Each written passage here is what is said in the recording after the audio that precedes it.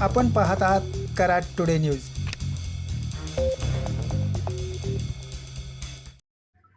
कोयना पाणलोट क्षेत्रात पावसाचा जोर वाढू लागला आहे। आज गुरुवार दिनांक 2 जुलै 2026 रोजी सकाळी 8 वाजेपर्यंत कोयना येथे 64 मिलीमीटर, नवजा येथे 76 तर महाबळेश्वर येथे 70 मिलीमीटर पावसाची नोंद झाली आहे। धरणात 5861 क्युसेक पाण्याची आवक होत असून धरणात 10.26 TMC पाणीसाठा झाला असून रात्रीत अर्धा TMC पाणीसाठा वाढला आहे। दरम्यान कराडसह परिसरात रात्री पावसाने उघडीप दिली असून आज वेधशाळेकडून सातारा जिल्ह्यास ऑरेंज अलर्ट जारी केला आहे।